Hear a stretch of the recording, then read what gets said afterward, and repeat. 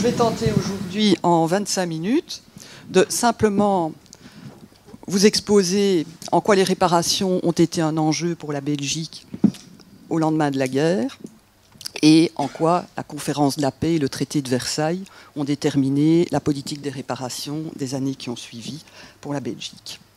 Alors, petit rappel, lorsque les Alliés arrivent à la conférence de paix, il y a un point sur lequel ils sont d'accord, parmi tous les points sur lesquels ils ne sont pas d'accord, c'est de réclamer à l'Allemagne des réparations conçues comme un dédommagement pour reconstruire les infrastructures publiques et privées détruites, endommagées pendant la guerre, et payer des compensations financières aux victimes humaines et à leurs ayants droit. Ce n'est donc pas un tribut ou une charge financière comme on en imposait traditionnellement auparavant. Il y a une dimension de responsabilité du dommage, une certaine dimension morale, mais pour la Belgique, l'enjeu est nettement moins moral qu'économique. Elle a subi relativement peu de pertes humaines comparées à l'Empire britannique ou la France, mais les dommages matériels sont considérables sur la totalité du territoire. Et en fait, la production industrielle et agricole sont largement paralysées. Les transports, les réseaux de transport fortement endommagés, la moitié du réseau ferroviaire doit être reconstruite, et le chômage important, il y a 640 000 personnes à remettre au travail. Donc tout l'enjeu, c'est la relance économique, et pour cela, il faut reconstruire l'infrastructure endommagée. Or, il s'avère très vite que c'est le gouvernement belge qui devra financer cette reconstruction, même si l'Allemagne rembourse, ce ne sera que par la suite. Or, les finances publiques sont dans une mauvaise situation. La dette publique s'est envolée pendant la guerre, de 4,5 milliards de francs en 1914. Elle est passée à près de 10 milliards et c'est devenu une dette largement extérieure en raison des emprunts qui ont été contractés auprès des Alliés, des Américains, non seulement pour financer l'effort de guerre, mais surtout pour aider les réfugiés et la population restée en territoire occupé. Alors, début 1919, en janvier, février et avril, le gouvernement doit en outre emprunter pour à peu près 800 millions de francs auprès des États-Unis, de la Grande-Bretagne et du Canada pour financer la première phase de la reconstruction. Ensuite, le gouvernement décide aussi de reprendre les marques qui ont été laissées en circulation par les Allemands durant l'occupation. Et la reprise coûte en fait 7,5 milliards de francs au taux de change. Alors, donc, l'État belge se décide aussi de se substituer à l'Allemagne pour indemniser donc, ses citoyens. Dès lors, il s'avère qu'il a besoin de liquidités et que c'est ça tout l'enjeu dans les premières années qui suivent la guerre. Alors, le dossier a été préparé, évidemment, de longue date, pendant la guerre. Les réparations ont été inscrites sur la liste des buts de guerre de la Belgique, et le gouvernement en exil, aiguillonné en cela par les associations de sinistrés, de réfugiés, a entamé une étude, d'une part des modalités d'indemnisation, et d'autre part une estimation des dommages, avec l'aide notamment des industriels restés au pays, par exemple du comité pour le relèvement économique de l'industrie et du commerce de Jean Jadot et Ernest Solvay. Alors, tout cela montre en fait que l'évaluation des dommages sera un véritable casse-tête et qu'il sera impossible de calculer rapidement le montant total de ces dommages. En fait, ce qui apparaît très vite en Belgique et lors des négociations de paix, c'est que les dommages et donc le montant des réparations à mettre à charge de l'Allemagne et de ses alliés, les dommages seront évalués en fonction en fait de leur indemnisation telle qu'elle est mise en place par chaque État, et chaque fois selon des modalités propres à chaque État. Donc en fait, avant et pendant la négociation du traité, il sera juste possible d'établir une estimation statistique basée sur des premiers constats. Alors, en Belgique, il faut comprendre que la difficulté, c'est qu'il faut mettre en place un cadre juridique nouveau et un appareil administratif qui appliquera ce cadre juridique. Alors, bien que tout cela ait été préparé déjà pendant la guerre, le cadre juridique se met en place entre octobre 1918 et juin 1919. Les deux grandes lois datent du 10 mai 1919. C'est la loi sur la réparation, donc l'indemnisation, des dommages matériels, et celle du 12 juin 1919 sur l'indemnisation des dommages aux personnes.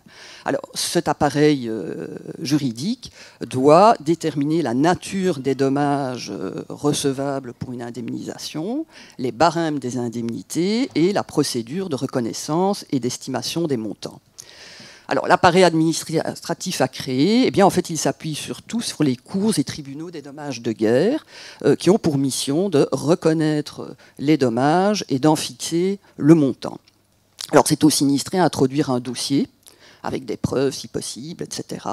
Et donc, ces cours et tribunaux sont mis en place entre l'armistice et l'été 1919, parce qu'il y a là tout un défi aussi d'organisation, d'infrastructures, trouver des locaux, du personnel, des experts, etc.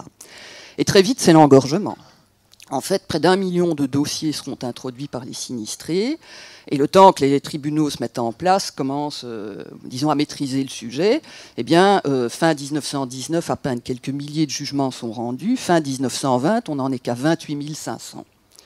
Donc, on le voit, le gouvernement ne dispose certainement pas à Paris d'une estimation fiable des dommages. Alors, juste rapidement, les principes directeurs de la législation belge, quels sont-ils par rapport aux dispositions du traité de Versailles? Et en fait, ils vont en tenir compte, puisque la législation se met en place parallèlement, je dirais en même temps que les négociations de paix.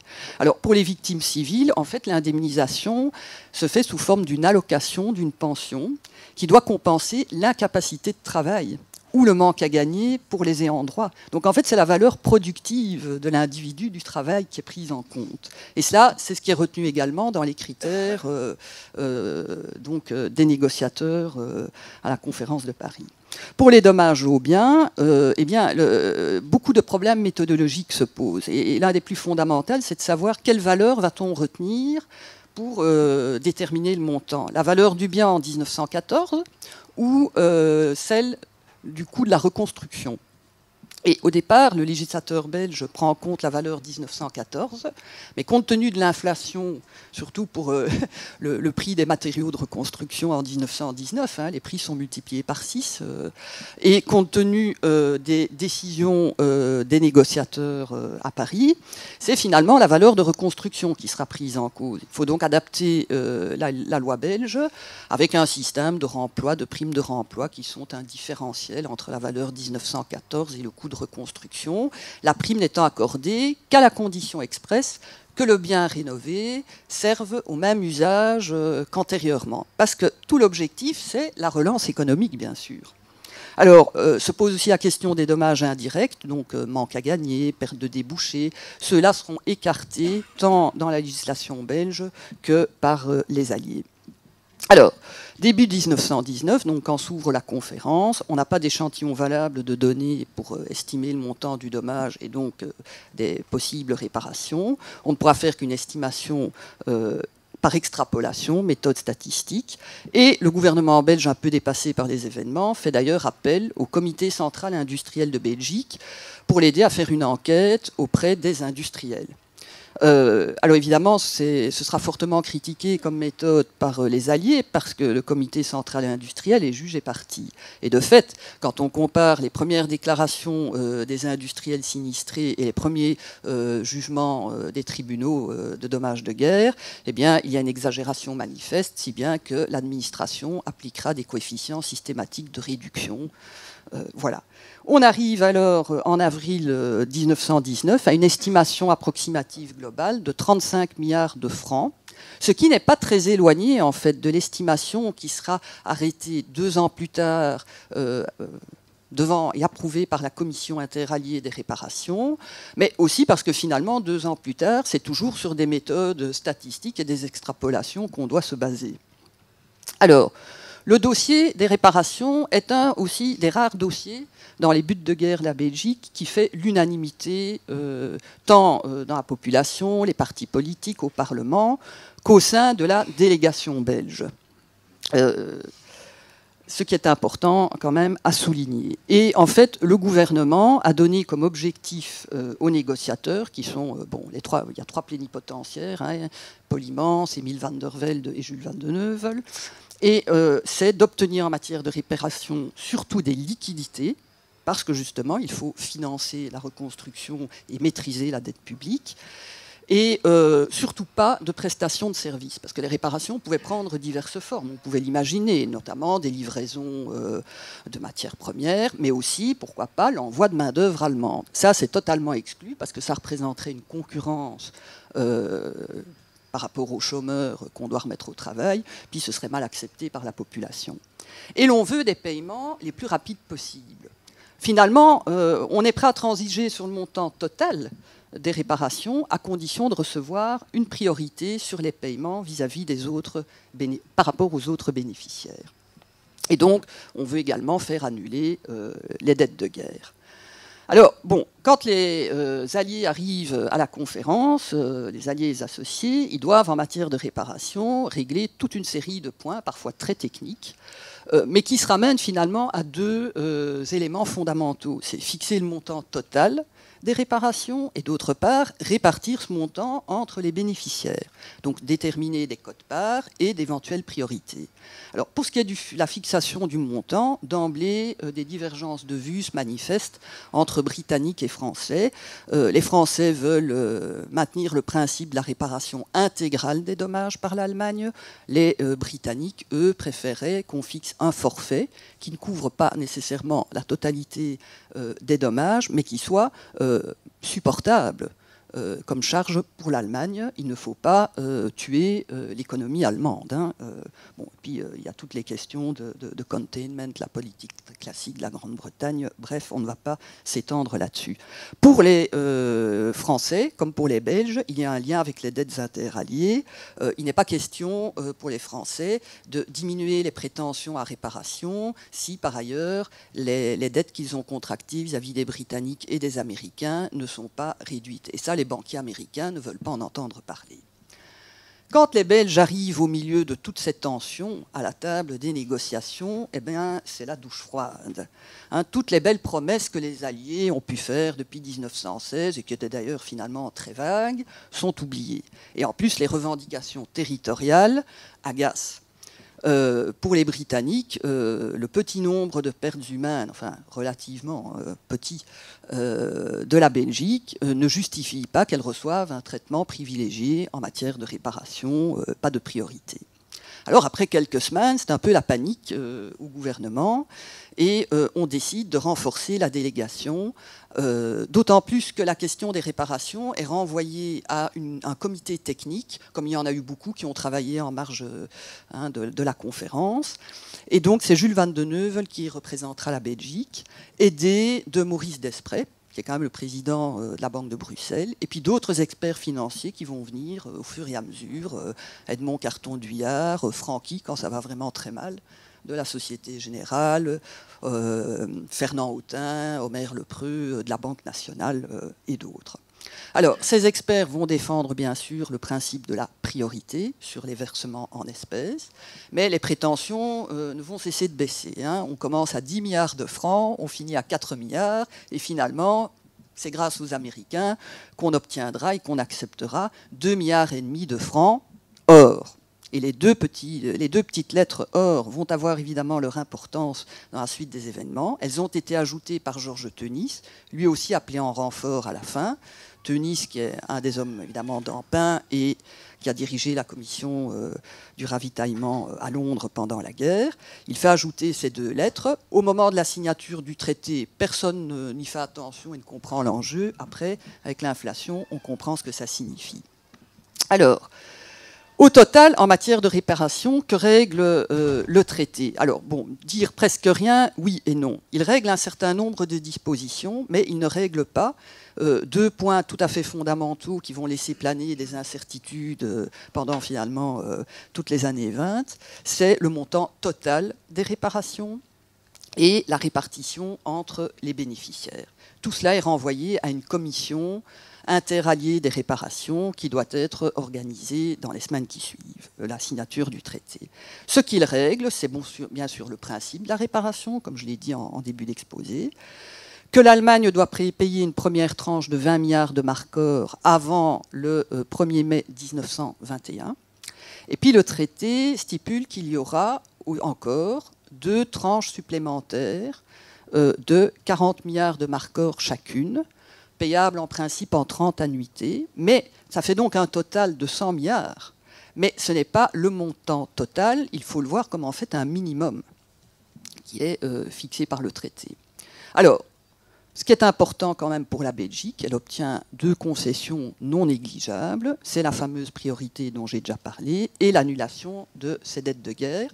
Mais cette disposition devient caduque vis-à-vis des États-Unis lorsque le Congrès américain refuse de ratifier le traité. Donc, quelles leçons tire le gouvernement des négociations à Paris pour les années suivantes, puisqu'il s'avère que, d'abord, au fond, les négociations ne font que commencer. Avec la signature du traité, rien n'est terminé, bien au contraire. Alors, les leçons sont d'abord de se fixer des objectifs clairs. Ces objectifs, c'est d'abord défendre la priorité obtenue, la défendre évidemment surtout contre les remises en cause par les Alliés. C'est surtout les Britanniques qui la remettront en cause à plusieurs reprises, et encore en décembre 1922. Et la sauvegarde de cette priorité est un des éléments déclencheurs, finalement, d'occupation de la Ruhr. Hein. Pas le seul, bien sûr, mais bon. Alors, d'autre part, il s'agit d'obtenir une quote-part raisonnable de l'ensemble des réparations. Mais les Belges n'ont pas vraiment de religion quant au pourcentage. Hein. On aurait bien voulu 15%, puis 10%. Finalement, on transigera à 8% en juillet 1920. En fait, ce qui compte, c'est le montant total. Et la quote-part pouvait être fonction, finalement, du montant total qui serait décidé en mai 1921, donc qui était la date limite imposée par le traité pour fixer ce montant total. Alors, la stratégie, les Belges vont se poser systématiquement en conciliateur entre les Britanniques et les Français. D'une part, parce qu'ils pensent que seule une alliance des 2 puissances pourra forcer l'Allemagne à payer les réparations. D'autre part aussi, c'est toute la politique de sécurité de la Belgique dans l'entre-deux-guerres. On estime que la sécurité du pays dépend de l'alliance franco-britannique. Et puis, on fait preuve de pragmatisme, de modération, mais quand même de fermeté pour défendre les 2 objectifs principaux. Et je le répète, c'est quand même parce que les Britanniques ont à 3 ou 4 reprises proposé de suspendre, voire d'annuler la priorité, que les Belges se sont, entre autres, rangés aux côtés des Français pour occuper la Ruhr. Et alors, simplement, voilà, oui, mais je termine là, simplement, aussi, on s'est donné les moyens d'appliquer la stratégie en nommant une délégation à la commission interalliée des réparations, qui était petite, une dizaine de personnes, mais c'était des gens d'un grand calibre, hein, tous des experts de la finance et des juristes, dont les carrières ultérieures montrent évidemment l'envergure. Georges Teunis, c'est le premier délégué, avec Arthur B. Meulemans, hein, l'homme de la Banque d'Outre-mer, la Société Générale, etc., comme délégué adjoint, Camille Gutt comme secrétaire, on a Maurice Frère au centre de documentation, futur gouverneur de la Banque nationale, et quand Teunis quitte ses fonctions pour devenir ministre des Finances en 1920, en novembre 1920, il est remplacé par qui? Par Léon Delacroix, qui était ex-premier ministre, ministre des Finances et ministre des Affaires étrangères, donc quelqu'un qui maîtrisait parfaitement le dossier. Et cette petite délégation sera toujours très soudée, très active, avec une politique de présence systématique à toutes les conférences qui s'échelonnent de 1920 à 25, mais dont on ne va pas parler ici. Je vais m'arrêter là pour ne pas exploser mon temps de parole. Voilà.